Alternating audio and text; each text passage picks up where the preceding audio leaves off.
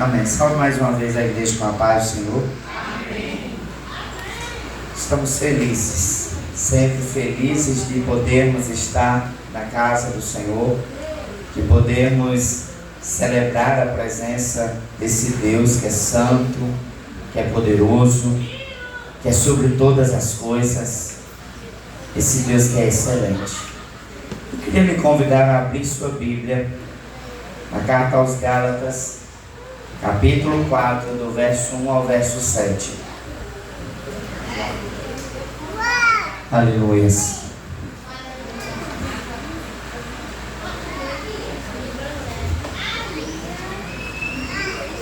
Vou tentar seguir o discurso. Tentar. Gálatas capítulo 4, do verso 1 ao verso 7. Todos encontraram? Quem foi encontrando vai ficando de pé para nós fazermos a leitura juntos, colocando diante de nosso Deus esse tempo de reflexão na palavra do Senhor. Amém? Gálatas capítulo 4, do verso 1 ao verso 7, que diz assim: Digo, porém, que enquanto o herdeiro é menor de idade, em nada difere de um escravo, embora seja dono de tudo. No entanto, ele está sujeito a guardiões e administradores até o tempo determinado por seu pai.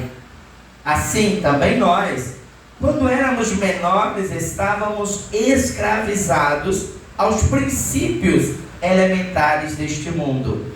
Mas quando chegou a plenitude do tempo, Deus enviou seu Filho, nascido de mulher, nascido debaixo da lei, a fim de redimir os que estavam sob a lei, para que recebêssemos a adoção de filhos.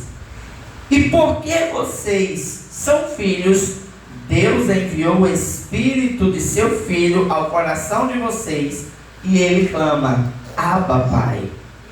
Assim, você já não é mais escravo, mas filho. E por ser filho, Deus também o tornou herdeiro. Feche os teus olhos. Pai, nós queremos orar a Ti e colocar diante de Tua presença mais esse tempo de reflexão na Tua palavra, de busca, Senhor, por entender quais são os Seus propósitos, as Suas vontades, o que o Senhor deseja de nós, Pai. O Senhor que é misericordioso, o Senhor que trata sobre nossas vidas de uma forma diferente, o Senhor tem algo a falar a nós. Que nós estejamos com o coração aberto e que possa, Senhor, a Tua misericórdia alcançar este que é falho pecador, para trazer a palavra pura do Senhor. Tu és Deus Santo, fala conosco, Senhor. Nós choramos em nome de Jesus. Amém. Podem se assentar.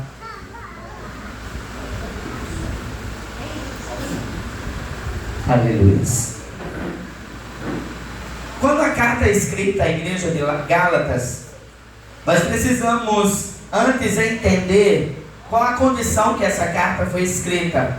O apóstolo Paulo, ele escreve a carta a uma comunidade. A Galácia era uma junção de várias comunidades, em que ali foram formadas igrejas. E nesse contexto, Paulo, ele encontra, por meio daquilo que era trazido ao seu conhecimento, uma igreja que está sendo afetada por uma doutrina, por aqueles que se chamavam, que se eram conhecidos judaizantes. Estes eram aqueles que haviam se convertido ao Evangelho do Senhor, mas que mantiveram e acharam por bem apregoar e declarar como necessário que aqueles gentios, que não era da herança ou da herdade dos judeus, eles precisavam seguir mesmos comportamentos. Paulo, ele então escreve essa carta a essa igreja com o propósito de tratar sobre o legalismo. Legalismo não é um termo do tempo em que a carta foi escrita, mas é um termo que foi se adotado pelos estudiosos para tratar sobre toda aquela junção de pontos que são tratados como doutrinários, essenciais para serem salvos. A carta à igreja aos Gálatas, como bem informei, ela foi escrita pelo apóstolo Paulo e ela tem por data entre 55 a 57 depois de Cristo, direcionada a essa comunidade de igrejas. Mas eu quero que nós possamos adentrar no texto em que nós lemos.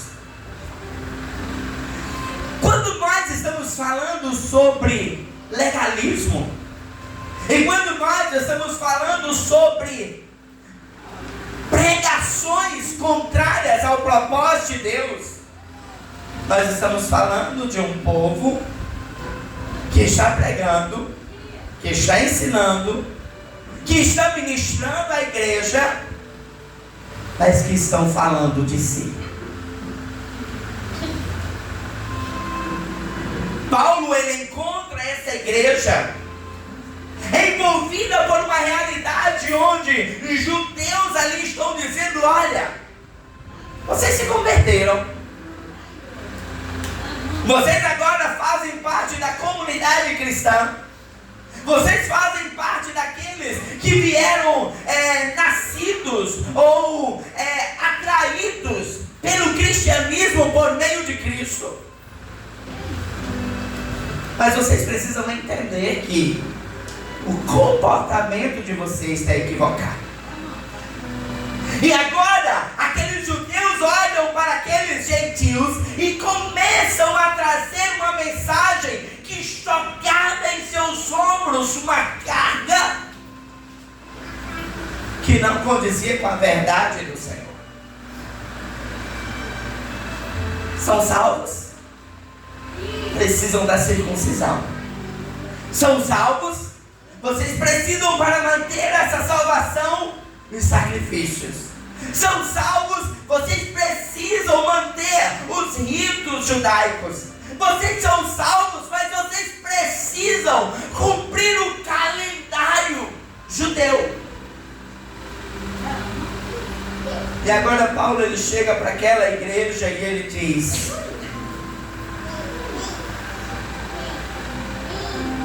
o herdeiro, quando ele é menor, ele não possui direitos. E a gente precisa entender por que Paulo está falando isso. Paulo, ele está dizendo, trazendo uma conotação jurídica da lei romana, onde ele dizia que aqueles que eram menores de idade, eles poderiam ter todas as coisas, mas eles não tinham direito algum.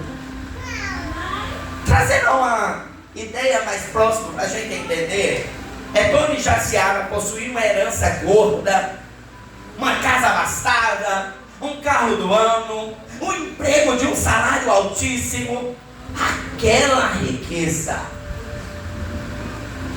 Stanley, solteiro em casa, 20 anos de idade,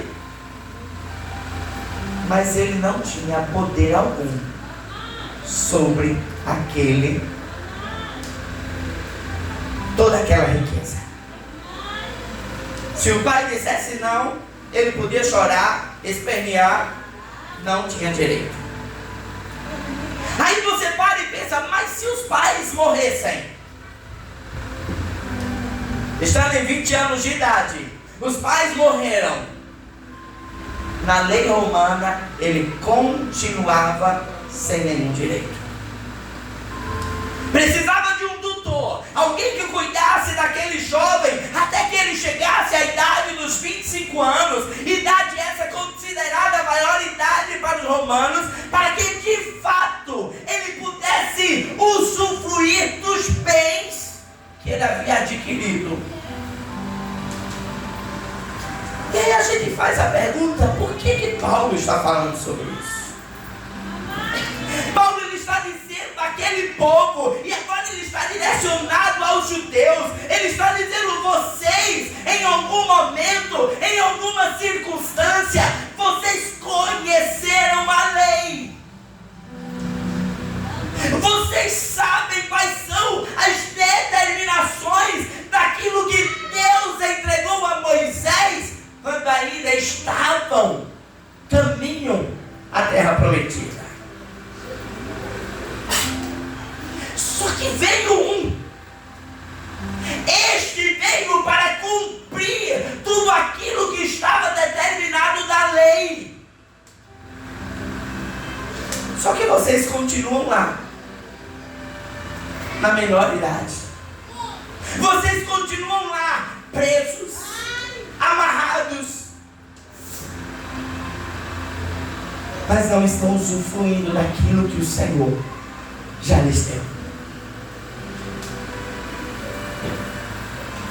Paulo está dizendo, vocês continuam escravos. Irmãos, quando nós recebemos o Senhor, é preciso que nós venhamos a entender o que de fato é conhecer o Senhor. Nós precisamos entender que a nossa relação com Deus, ela não é uma relação voltada a muitas coisas legalistas. Eu achava interessante que a gente nova aqui na abertura do culto, ela falava sobre as filhas delas. As filhas, o pai comprava roupa, não, alça não. A igreja não deixa. A igreja não permite. Irmãos, é um assunto extremamente polêmico.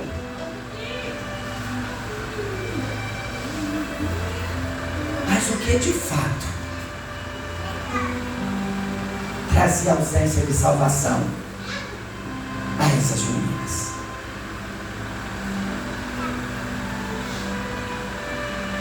Porque os judeus estavam vivendo junto à igreja da Galácia, era dizendo, olha, vocês são salvos, mas não é suficiente. Vocês são salvos, mas precisam fazer mais. Vocês são salvos, mas olha, para que essa salvação seja totalmente confirmada, aceita, vocês precisam fazer isso, mais isso, mais isso. Quando Paulo está dizendo a plenitude dos tempos já veio, a expectativa daquele que cumpriria toda a lei, a expectativa daquele que soltaria as nossas amarras, já aconteceu.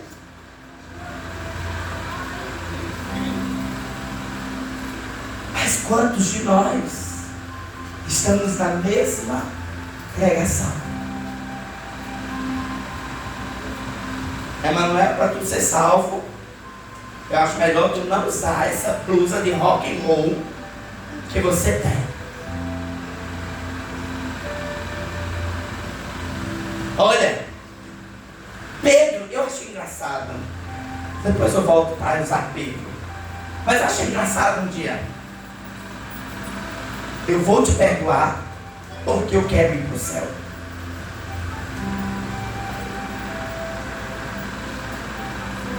Irmãos, o sacrifício de Cristo foi suficiente. O Senhor não precisa do que eu faço para eu ir para o céu. O Senhor não precisa do que você faz para você ir para o céu.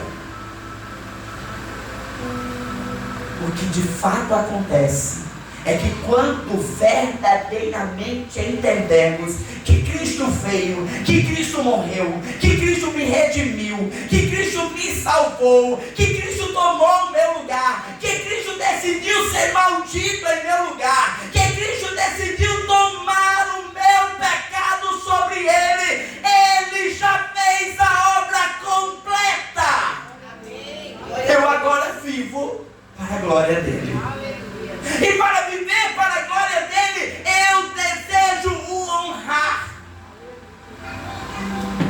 já não perdoo para ir para o céu. Eu já perdoo por causa daquele que vai me levar para o céu. Eu já não amo porque eu quero ir para o céu. Eu amo por causa daquele que já me resgatou e já escreveu meu nome no livro da vida. Eu não vivo mais o tempo da lei. Eu não preciso mais dessas coisinhas. Paulo, ele continua dizendo, assim também nós, quando éramos menores, estávamos escravizados aos princípios elementares desse mundo. Irmãos, sabe o que são? Tem uma versão que diz rudimentos deste mundo. Essa palavra, quando a gente vai lá para o grego, e eu não vou dizer no grego, eu não lembro das palavras em grego, mas quando a gente vai para o original, ele está dizendo literalmente, nós não precisamos mais viver o ABC desse tempo.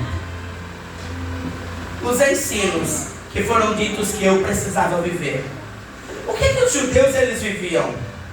Olha, para você ser salvo, você precisa amar o próximo, amar a Deus, não matar, não roubar. E eu cumpria tudo isso. Eu cumpro, eu entrego meu dízimo, eu oferto no templo, eu faço todos os sacrifícios. Mas em contrapartida, eu minto. Em contrapartida, eu falo mal do meu irmão. Em contrapartida, eu levanto um falso testemunho às escondidas.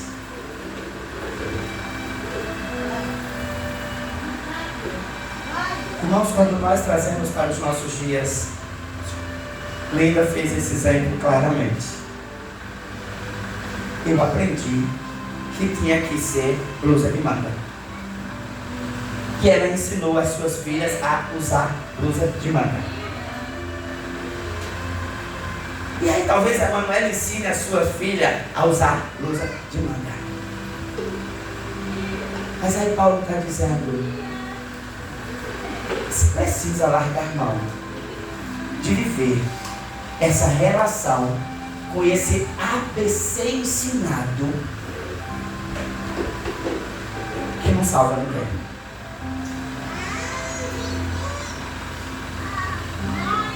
E talvez você possa parar e pensar que eu estou ensinando aqui a você agora chutar o balde e agora eu vou fazer como eu quero. Agora Margarete vai pintar o cabelo de rosa, vai botar um tubinho preto e vai vir para a igreja. Não, porque Paulo ele está dizendo, você precisa largar mão dessa prisão, dessa escravidão a estas coisas e viver Cristo.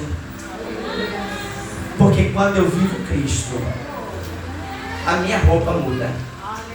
Quando eu vivo Cristo, a minha fala muda.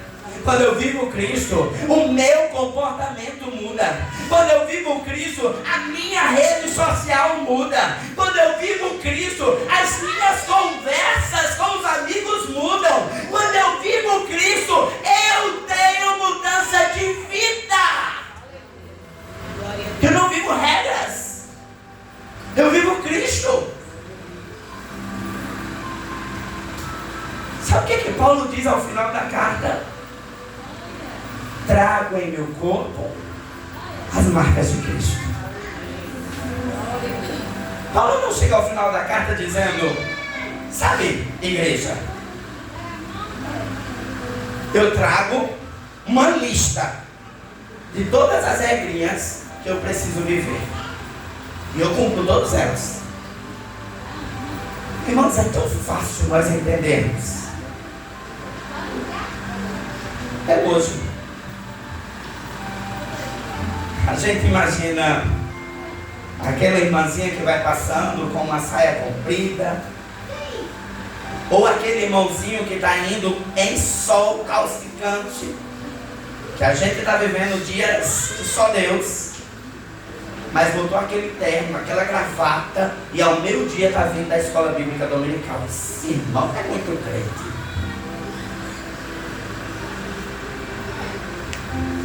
Mas o que Paulo está dizendo por trás desse terno? Talvez tenha um homem que não conheceu Cristo e que aparenta a santidade e que aparenta algo santo, mas que não é. Ai, por trás daquela irmãzinha que lá todinha nunca cortou o cabelo, nunca pintou um ponto do seu corpo. Ah, essa irmã é. Mas por trás dessa ausência do batom tem uma língua. Paulo está dizendo: vocês precisam viver a liberdade do Evangelho de Cristo. O Senhor não veio nos trazer carga, Ele veio nos livrar da carga. Ele veio nos ensinar a ser crentes como Cristo é. Como Cristo é. Não estou pregando que a partir de amanhã você vai pegar o seu guarda-roupa e mudar. Não estou pregando que a partir de amanhã você vai pegar tudo aquilo que você aprendeu e jogar no lixo. Eu estou lhe ensinando nesta noite a você entender o que lhe move. Porque se Cristo não mudou o seu interior, porque se Cristo não mudou a sua vida, porque se Cristo não lhe faz se sentir apaixonado por Ele, você continua escravo.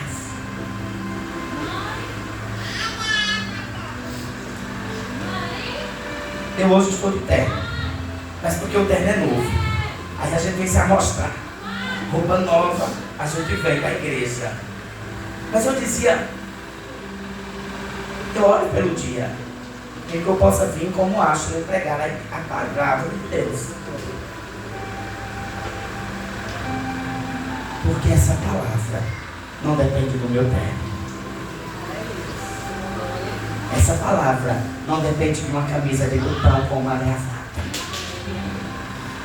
Essa palavra, para que ela cause o efeito que é necessário, precisa de vida nova. Consagração, oração, meditação na palavra, vida em que você busca se alimentar dela todos os dias, e ela é quem vai pegar e colocar você: ei, esse caminho aí não é legal não, muda. Irmãos, vamos ser aqui bem sinceros.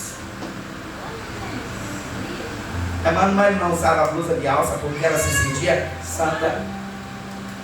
Eu tenho certeza que teve dia que ela veio pisando alto. Eu queria usar essa roupa, porque no final das contas foi o que ensinou. Raquel está rindo ali. Eita, Raquel. Mas quando nós nos encontramos com Cristo, essas mudanças acontecem gradativamente.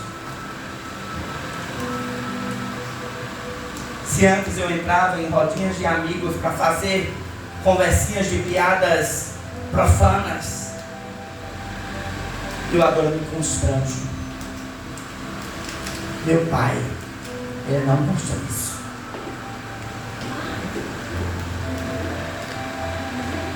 O meu pai, ele quer que eu tenha uma conversa diferente.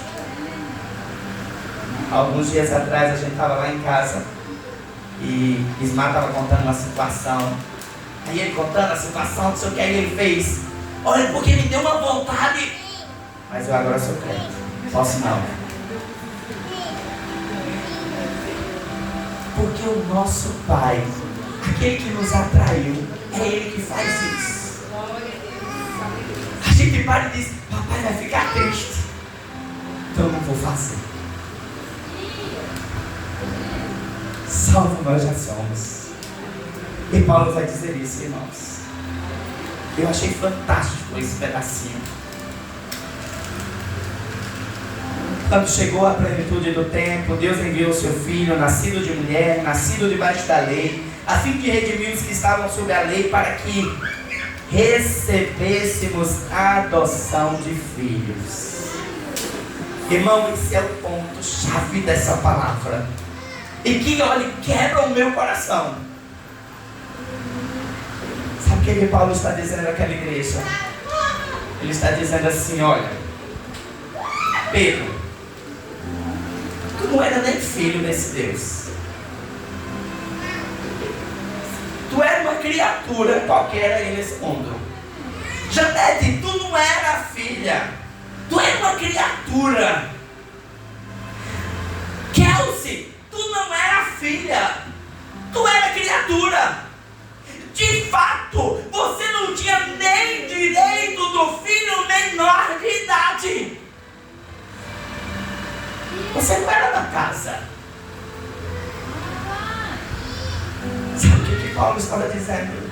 E ele estava trazendo a lei judaica. Ele estava dizendo, para os judeus, a filha de Gislaine Wallace, se cometesse uma barbaridade, o Wallace e Gislaine podiam ir ao juízo e dizer, não queremos que Beatriz receba a nossa herança, porque ela é muito atrevida, mal comportada, desrespeitosa, aí o juiz podia lavrar. Beatriz não tem mais direito. Mas sabe o que Paulo está dizendo? A mesma lei judaica diz, aquele filho que tornou-se filho por adoção, não tem juiz que impeça que ele receba a herança. Irmãos, isso me faz sentir um fervor tão grande, porque eu estou diante de um Deus que pegou Isaac e escolheu e disse, eu quero pegar esse escravo, tornar meu filho por adoção e nada mais tirar a herança das mãos dele. Deus te escolheu, Deus te adotou, Deus lhe deu o direito maior do que aquele que nasceu de neto da linhagem. Ele está dizendo, os gentios não eram da nação escolhida, mas aprove a Deus os atrair e os adotar por filhos. Eu e você somos filhos adotados. Mas sabe a salvação que Deus lhe entregou? Deus lhe deu. Ela é sua.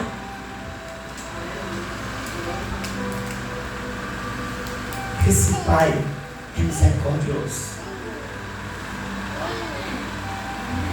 Esse Pai não veio lhe dar cargas, mas Ele veio lhe tirar da situação de escravo para ser filho. Escravo tem algum direito? Escravo cumpre ordens. Escravo vive debaixo da lei. Filho escolhe o que comer, escolhe o que quer vestir, pode correr, pular nos braços do pai. Quando sente dor, mamãe está ali do lado. Quando precisa ser levado ao médico, tem um pai que corre, leva. Vamos lá, qual é o lugar que precisa levar mais rápido? Porque Paulo está ensinando aquela igreja. E o que eu quero trazer a você nessa noite, Deus mudou o seu status para filho. Glória a Deus. Você não precisa viver mais debaixo da carga deste mundo, deste tempo. Você precisa apenas viver que o seu Pai escolheu para você.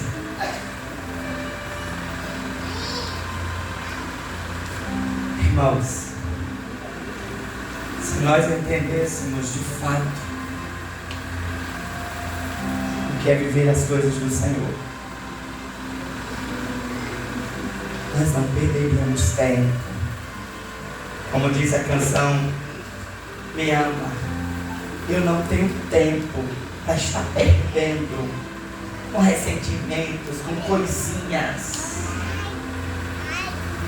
Eu quero gastar meu tempo com o Senhor. Com o Senhor.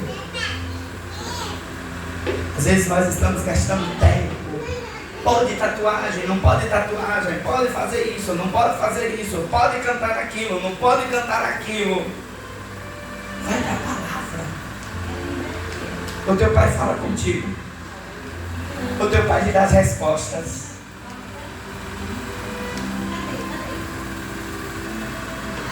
Para vocês que são pais, será que não se lembra quando seus filhos chegavam e diziam: papai, não estou entendendo isso. Mãe, não estou entendendo isso.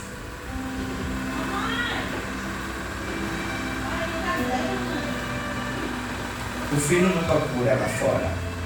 Se ele teve pais presentes, ele procura nos pais.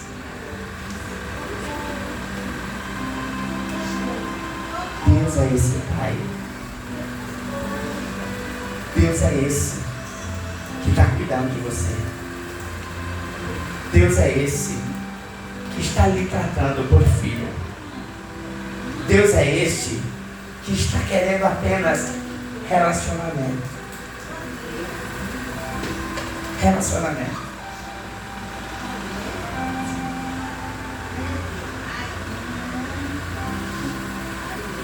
Irmãos, cada ministério tem sua organização. N coisas que se coloca, faz assim, daquele outro jeito. Mas isso não me salva.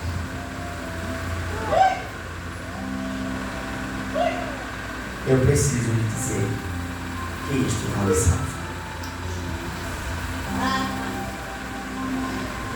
Eu lembro que jovem, fui pra praia. E naturalmente você vai pra praia. Eu não fui de terno. Fui de short, camiseta regata. Cheguei na praia, fui tomar banho. Tirei a camiseta. Na época eu não tinha bucho, eu ainda era jovem. Tirei a camiseta, tirei a bermuda, fui tomar banho de sunga. Misericórdia! Sabe, irmãos, a gente se põe dessas coisinhas. Aí eu lembro que eu fui, postei uma foto no perfil do meu WhatsApp, sem camisa. Pastor, que absurdo, você com foto sem camisa no WhatsApp, que coisa feia. Irmãos, eu não estou dizendo aqui que é a melhor opção, tá? Talvez eu pudesse não colocar. Mas você para pensar que a gente está se prendendo a besterol.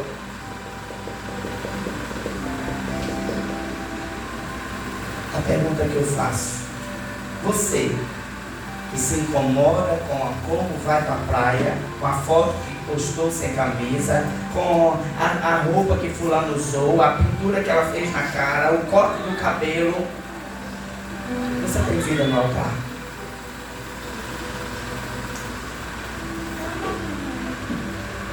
É preciso ter vida no altar.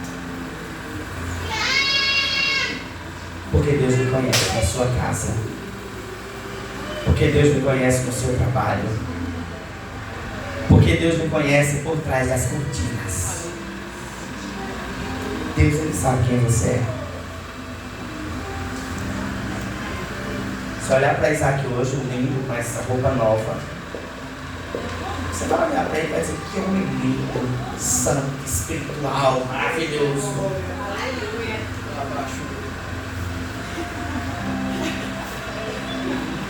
Mas o fato é que o Senhor conhece por trás. Não adianta eu pintar a imagem de santo se eu não for de fato santo. Se eu não for de fato alguém que vive o Senhor, de fato eu não recebi Cristo. Apenas me encantei com a filosofia cristã. Quem recebe Cristo muda. Quem recebe Cristo decide abrir mão por Cristo. Você não abre mão por pessoas, por Cristo. Você não usa uma roupa diferente por pessoas, por Cristo. Você não se comporta diferente por pessoas, você se comporta por Cristo.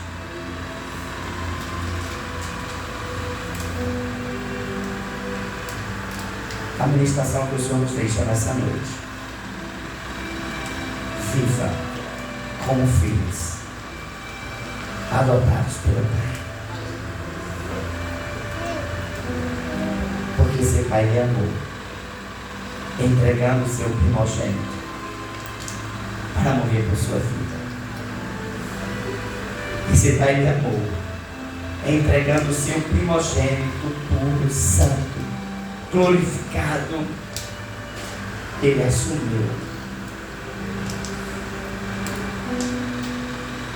toda a carniça de Isaac.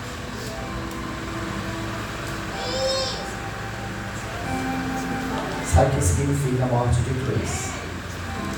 Para aquele contexto judaico da época, era o tipo de sentença de maior grau de humilhação.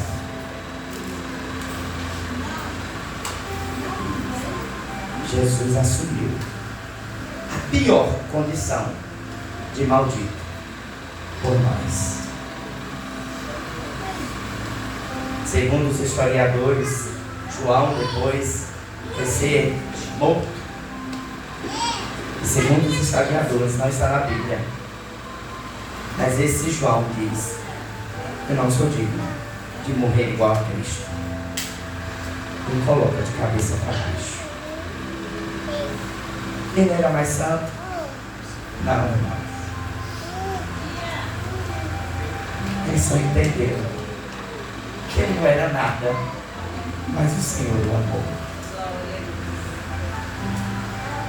Você não era nada, mas o Senhor me amou. Vamos ficar de pé.